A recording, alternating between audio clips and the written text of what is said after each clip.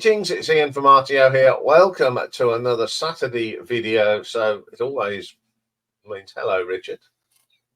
Hello, Ian. How are you on this? I'm not too sure what the weather's like today. It's mild here. I think so. I was out earlier this morning. I can't remember. It wasn't raining anyway. That's the main thing. Yes. Anyway, what have we got for you today? Well, this has actually been set by fellow countryman of Richard, our friend Mastermind Dave. And he says, why don't you do songs that don't mention the title in the lyrics? And both Richard and I went, yeah, that's good. We can do this. So this one's for Dave. And I hope he enjoys our choices. Yes, I'm sure he will. Usual thing, Richard goes first, I go second, and I've got 5 bubbling unders. And I've got 5 bubbling unders as well. Oh, so there we go. So, off you go. Right. Well, my number 10 is a single from 1989. It hit number 2 in the UK charts. And it's Song for Whoever by The Beautiful South. It's the one that goes Jennifer, Alison, Philippa Sue. And it is a really clever song. It's about writing a song to have a hit and make lots of money. So he's exploiting the girls' names, writing love songs in order to have a huge hit and make a fortune and so forth. And the vocals are taken up by Dave Hemingway and Paul Heaton. Paul Heaton does the chorus, and it just works so well. And it was his first Beautiful South single, and it's my number 10. Yeah, I like that one. I think it is, as you say, it's a very clever song. And you know, when you look into it about writing a song about to get a hit, yeah, I think that's a very good concept, and well done to Beautiful South for coming up with a great song. What a great choice to start us off this week. Okay, my number 10 comes from 1979, and it's from a single, and it was the title of Jerry Rafferty's album Night Owl, and it's the title track Night Owl that got to number 5. It says night, but there's no mention of an owl. Mm-hmm. And it is a beautiful song. I'm not a big Jerry Rafferty fan. I do have a hits compilation. There's a couple of songs I really do like off it. Of course, I love Baker Street, although I'm a little bit fed up with it, but still, it's really, really good. But I know Night Owl. I think if I heard it, I would definitely know it. So, good choice. Well, my number 9 wasn't a single. It's an LP track from 1976. And it's from Genesis. And it is Afterglow from the Wind and Wuthering album. I don't think Afterglow is mentioned. No, it's not. And it is just an absolutely brilliant track. Phil Collins' vocals are fantastic. Now, this, you know, everyone says, oh, Peter Gabriel, this, that, and the other. But I think Phil Collins is actually a better singer, and he can hit the notes better. And I think this is really, really good. It's last track on the album, and it's really rousing. Just builds and builds. It's just fantastic, and a great way to finish the album. One of their best albums. So Afterglow is my number 9. Yeah, it's a great track. I mean, seeing him perform that live is just amazing. Usually comes after the end's like the medley they used to do. Absolutely stunning. I think my favourite version is on Seven's Out. Mm-hmm. That's good. Okay, my number 9 was a single in 1972, and he got to a massive number 53, and it's from Status Quo, and it's Gert and Dula. All right, okay, yeah. I love that track. It's just lots of guitars, but people. I mean, Gert and Dula are 2 German people they met in the 70s. It's a great track. I always pronounce it wrong. I always call it Gerdundula for some reason. I know it's Gert and Ula, but I can't It's very folky sound, very acoustic Yeah, and very yeah. sound. Yeah, Mm. it is. It's a great thing, and I used to when they started to perform it again when Rick was Yeah. still alive, and there's a clip of them. I might put that in the thing today because they're all playing each other's guitars, and it's wonderful. It's wonderful Mhm. to see that. It's absolutely, and the live version is always a lot better, I think. Well, whenever I saw the version of Cool that I saw, must have been in 2015 or something like that. They played it and it went down a storm. It's one where they all sort of stand around together, like in a little semicircle. Yeah, it's a busky sort of song, Yeah, isn't it? it So even the is. drummer's there at the front, so it's a nice track to do. Yeah, I agree. Good choice. Well, my number 8 is from 1984, and this was not a single either. And it's the Smiths, and it's the lead off from the second side of their Meet His Murder album, and it's Nowhere Fast. And I think it is brilliant. Johnny Marr's guitar is absolutely fantastic in it, and I always thought that that should have been the single off the album instead of That Joke Isn't Funny Anymore, which is a great track in itself, but it's not single material. This Nowhere Fast is very snappy. It's got a little bit of a twang guitar to it as well, and it just works so well. And yeah, it's only about 2.5 minutes to 3 minutes long. Fantastic track. Nowhere Fast. It's my number 8. Yeah, I agree. I mean, it's a great opening for side two, but I always thought that should have been the opening track of the album itself That could well have been, yeah, because it's definitely. punchy. It grabs your Very. attention. Yeah, good choice again. Okay, my number 8 is a single from 1969. Got to number 5, and it's David Bowie's Space Oddity, featuring the wonderful Stylophone. Yes, indeed. Did you ever have one? I did. Me too. And guess what? I could play that bit from. Could you? Yeah, well, my dad was a music. I'm not musical, but my dad showed me because it was easy, and he wrote Yeah. all the numbers down so I could play it in the order. Oh, very good. Very good. Yeah, yeah. I mean, it's a great song, but and I think that Stylophone actually is something special about that.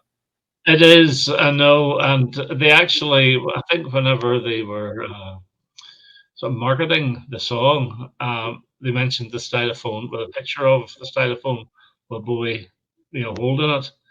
But yeah, no, fantastic choice. I didn't include it, so it didn't. Although, whenever I first made the list, that was the first song that I had down, but I took it out. And like all our lists, I'm only having one song Yeah, per same as per me. band or artist. Well, my number 7, and this will keep Jimmy Barnes happy. That's from 1983, and it was a huge hit single. Never released on 7-inch at the time. It's been re-released so many times with so many different mixes, but the original is the best. And it's New Order Blue Monday. Absolutely fantastic. One of the very first songs that made me actually take up the courage and get on the dance floor and have a bit of a boogie because I was 17 at the time, and I thought, no. Okay, a few whiskies as well helped me, but still, absolutely love it. And I bought the 12-inch at the time and recently played it. It sounds so good. It really does. It's such a classic track, and it stayed in the charts for it must have been about 40 odd weeks. Never Oh, hit it the was top. there forever, wasn't it? It was, but it's absolutely brilliant. I'm not a New Order fan, but that song Blue Monday is by far the best, and it's brilliant, and it brings back so many memories, and it's my number 7. And because we've changed the form of how we do that, that picture is staying in the same place because that's my number 7 as well. So Jimmy All will right, be extra pleased there you that we've go. got. Yeah, I can't add anything to it really. What you've said because it's just an incredible song. I mean, being like in Jar, when I heard that, I thought, oh, this is just fabulous. And yeah, it is. It's just a thing. And mine got a bit crackled because it was constantly on. No. I really need to replace it. If I can get when I'm up in Leeds, if I see an original, I might actually buy it. Well, Yeah, my copy, I think, I don't know if it's a mispress or something, But my copy has got the songs the wrong way around. I think The Beach is the B-side, but The Beach plays Blue Monday, and Blue Monday plays The Beach, if you see what I mean. That's even rarer, isn't it? Yeah, what a great choice. Right, well, my number 6 was a number 8 hit single in 1965, and it's Bob Dylan, and it's Positively 4th Street. And this is one of Dylan's best, and it is a scathing song. You've got a lot of nerve to say you are my friend. I absolutely love it. It's between Highway 61 and Blonde on Blonde albums. Standalone single, not released in any of them, though it did get on to the more greatest hits. Absolutely fantastic, and it was top 10, I think, in America as well. And it's when Dylan was really good and his voice was excellent, and you've got that keyboard in the background. Brilliant track. That's my number 6. Yeah, it's one of my favourite Bob Dylan songs. I'm not a huge Bob Dylan fan by any means, but that would get in my top 10 songs by Bob Dylan without a doubt. Okay, my number 6 is from 1997, and it got to number 2 in the charts. And it's Blur, and it's Woohoo! Song 2. That's a good track. I do like it, yeah. Yeah, I love the video with the fans and Damon's getting his. I think that is just such a great video. The way it's put together and everything's blown around. It just suits the song, doesn't it? I just think it's a great song. One of my favourite songs by Blur. Yeah, I know it is good. It's not actually my favourite from that album. I like the song On Your Own, and there's another one. Beetlebum's good, and there was another one which I can't remember the name of. But the album itself, the 4 singles were by far the best tracks off it, and that's when I sort of gave up with Blur because I didn't really like the rest of the album. But no, song 2 is a great choice. Well, my number 5 is a classic, and I had to get on this list from 1968. And it's Rolling Stones' Sympathy for the Devil, which opens up Beggar's Banquet. And the track it's a really good rhythmic groove.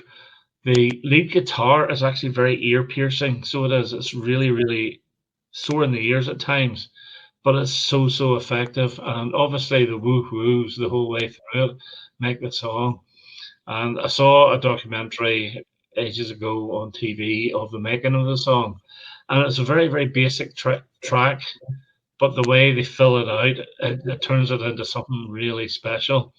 And although it wasn't a single, it did get a release, I think, in the early 2000s and charted with a remix, but we don't really count that. But Sympathy for the Devil on any Decca or London, if you're in America, compilation like Hot Rocks, or the one we had was Roll Gold. It gets on them all. Fantastic track. And it's my number 5.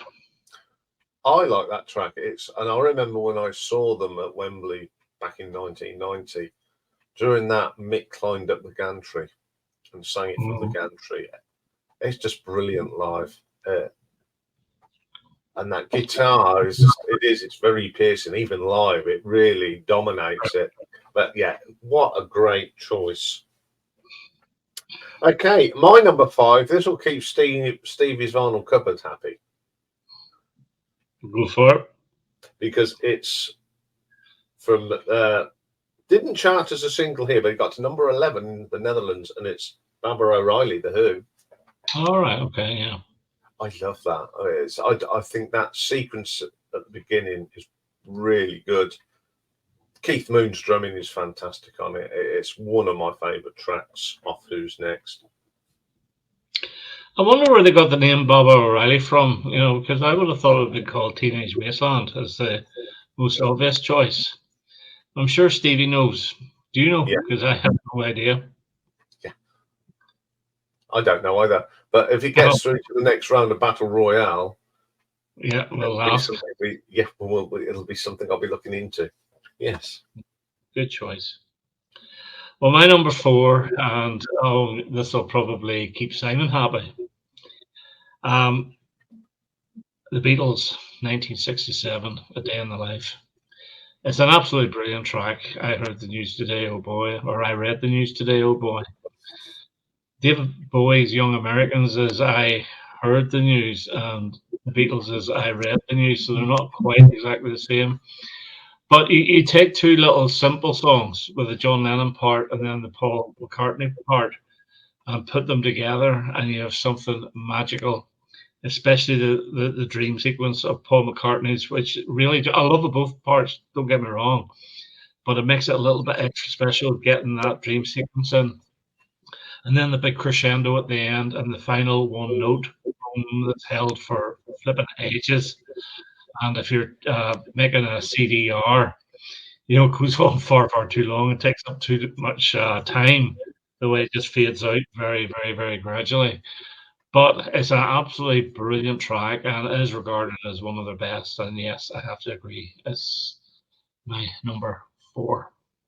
Yeah, that song was just groundbreaking. Oh yeah, without doubt. Brilliant track, brilliant choice. One of my favourite Beatles songs, without a doubt, as well. It's just an incredible piece of music. Okay, my number 4 was not released as a single here, but it was released in America. Got to number 15. But in 2007, it was on a download. It got to 119. And it's from Led Zeppelin 4. And it's Black Dog. All right, okay. I never thought that one. Good Yeah, track. it's probably one of my favourite tracks off Led Zeppelin 4. I just like that wow, wow, wow, wow, wow, wow. And then Robert comes in and just blows every cobweb out. Great little track. That great groovy bass line from John Paul Jones. Just a terrific track. Yeah, I like the stop-start of it. A little bit like Fleetwood Mac's Oh Well. And they're similar in a way. Oh Well's a little bit more, I think, acoustic-y. Yeah. Whereas Black Dog just blows the bloody head off you. I think it's really, really good. So, no, great choice. Well, my number 3 is the one that you would think, the first song to come into your mind if you think of songs with the title not in the actual lyrics. It's Bohemian Rhapsody by Queen. I know you're fed up with it. I've never, ever got fed up with it. It is just an absolute epic track of more or less 5 different sections. And I've mentioned this before. You have the a cappella, then you've got the piano, you've got then the a cappella again, the operatic bit, then the heavy bit, and then the wind down bit. Absolutely brilliant. And thumbs up to Kenny Everett for pushing that, because that might not have been a hit single, but he played it constantly. And yeah, it's probably, I think it's the second best selling single of all time, behind Elton John's Candle in the Wind, I think, or maybe it's the third. Might be the third, actually. It's one of the top 5, isn't it? Top 5, yeah, and it deserves it. It's such a great track. It had to be in the top 3, but it only gets number 3.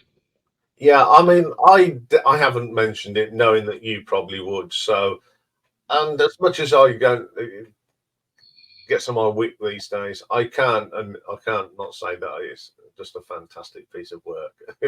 Again, another groundbreaking single, another groundbreaking video. And if it weren't for that video, we wouldn't have videos now as they are. So yeah, hats off to that song, and it is a good choice. Okay, my number 3. Now, when I put this together, I was in a quandary. Which version of this song do I go for? I have an idea. And I thought, do I go with the Quo version? All right, okay. I But don't I have an idea. I wanted to get Gert and Dula in, so I thought, okay, we'll go for the original and the band that did it in 1969. It was released as a single, but didn't do a carrot. And it's Steamhammer and Junior's Wailing. All right, okay. Yes, not a Quo song. That is. I didn't know that. I thought that was a Quo song. No, it's a Steamhammer song off their debut album. I've never heard the original. And it's good. I can't say they're both as good. Quo's version is great, so Steamhammer's. It's got that same thing. It's a great song. You'll be able to have a listen to it later. I know, indeed, yeah. Yeah, I Oh, just love that song. no, that's refreshing to know one that you've never heard before. So I will have a whenever you do the list, actually, because I went through all that punk list up in Wild last week, played loads of them. But anyway, my number two, and this was not a single. Now you mentioned Space Oddity by David Bowie. I am taking a track from that album, and it's a track called Signet Committee. Oh, And yeah. it's I've the forgotten last that track one. from side one. It's nearly 9 minutes long. It is his most Bob Dylan-esque, and the track grows and grows and grows.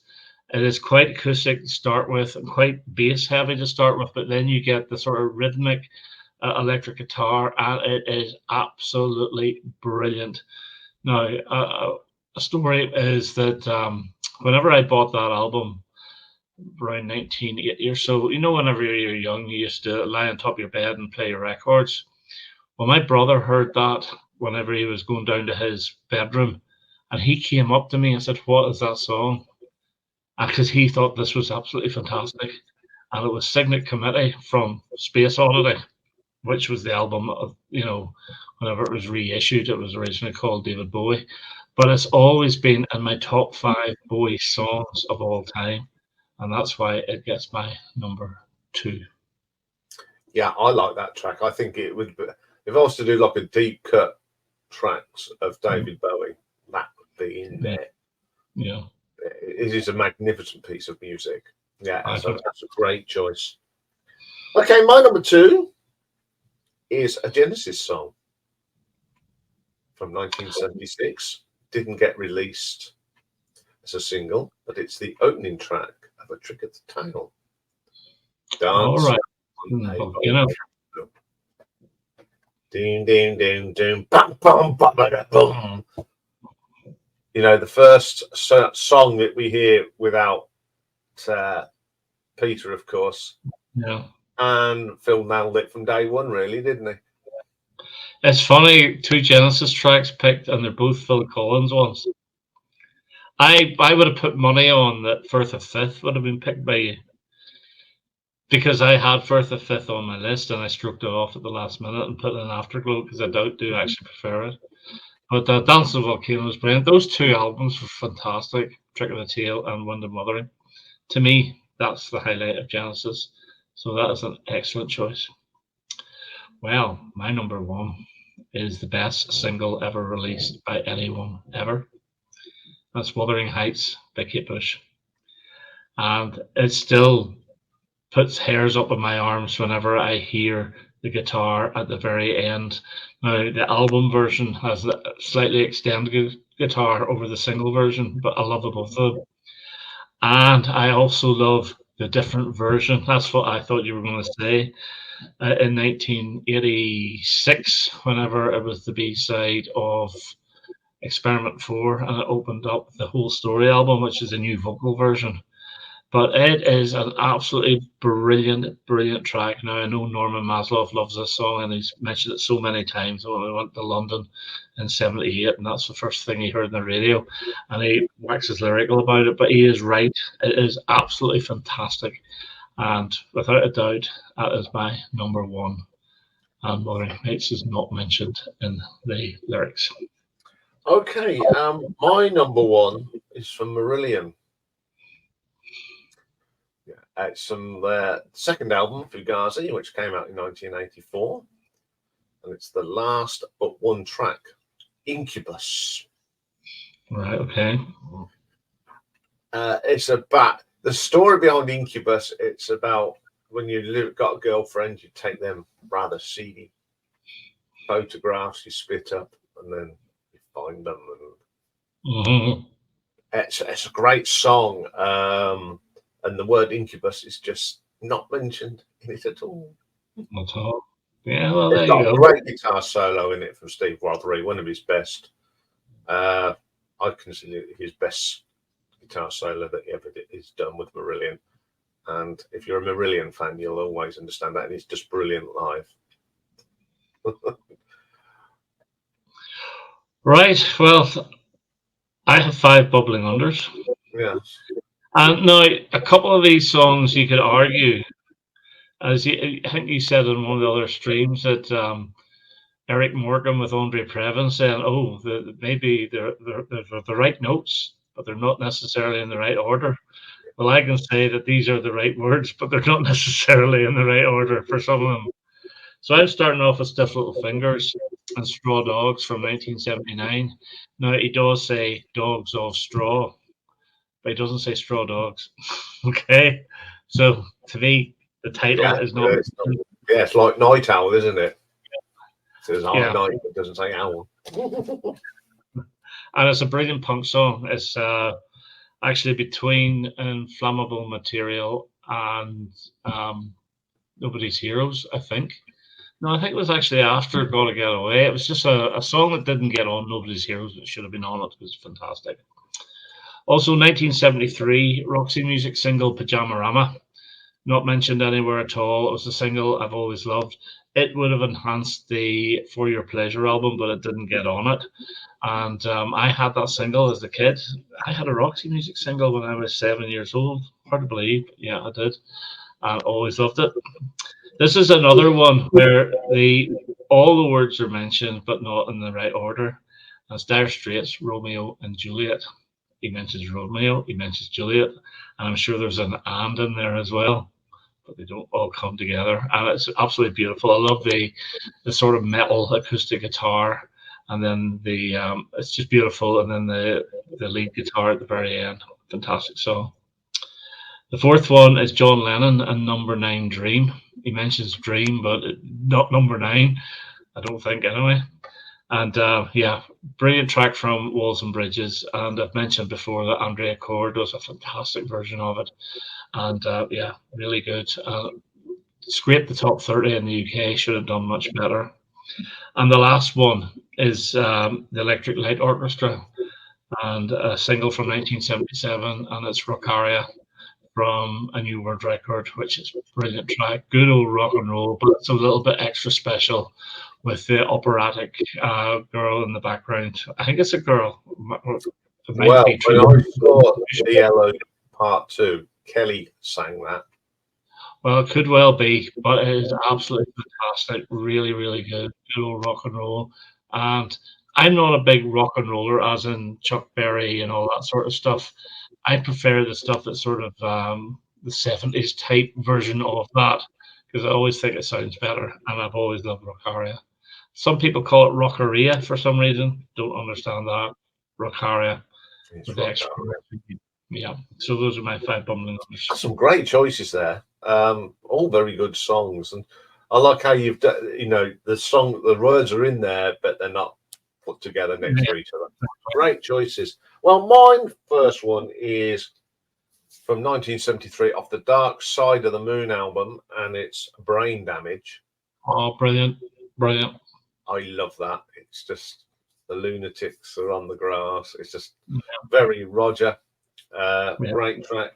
My next one is a single from 1969, got to number 18, and it's Cream's Badge. All right, okay, good one. Yeah, very good song. I do like that. The other one that is 1967, didn't chart, didn't do much over here, number 7 in US, and it's For What It's Worth, Buffalo Springfield. I don't know. Great track. And this is from 1970, a single, got to number 4, Black Sabbath, Paranoid. I was nearly going to pick that. Yeah. No mention, of course, of the word paranoid. And my last one is from 1985, title track off U2's album, The Unforgettable Fire. Yeah, that's a good song. Yeah, so just mention the word. I think it says unforgettable in it there once. Yeah. I think fire's mentioned somewhere as well, but it's not the unforgettable fire. It's just, exactly. I love Eddie's guitar work in that. It's so melodic, and the tone he got on that guitar for that was just fantastic. That's when U2 were really good. I know, that's for me. Well, I do like the Joshua Tree, some of it, and I do like Acton Baby, but to me, the first 3-4 albums are the best of the lot. Yeah, that's the only ones I've got. Mhm. I think the last one I brought was Acton Baby, Yeah. and then I That's heard we heard. I think remember when they automatically put I've got an iTunes, and they automatically threw it on the next album, and everybody's. I know, I got that as well. Anyway, that was a great one to do. I enjoyed it. I really did. Yeah, thank you, Dave. We've Yes. already decided what we're going to do next time. Now, someone asked for instrumental songs and instrumental singles. So what we're going to do, we're just going to combine it. Yes. Yes. Top 10 instrumentals. Top 10 instrumentals. That's going to be good because there's so many. Are we going to say you can't have a thing that's 20 minutes long? I was going to say that you can't pick Mike Oldfield. Well, you can pick Mike Oldfield, but you can't pick Tubular Bells Part 1 Or Turgis Ridge or Omino? or whatever. So you can have a little. There's no. You can have an instrumental that's 8 or 9 minutes long if you want, but it can't be like a full album type thing. No, I thought that as much. So I could get away with Magnetic Fields Part 1. You might, but That's you've the whole already side. said no. So, That's the whole side of part of side one of the album. mm. Anyway, I've enjoyed this one. Always do. I know you guys do as well. So it only leaves me one to say. It's goodbye for me. And it's goodbye from him. He got it right. Yes, the curtains, you see. Bye, folks. Bye for now.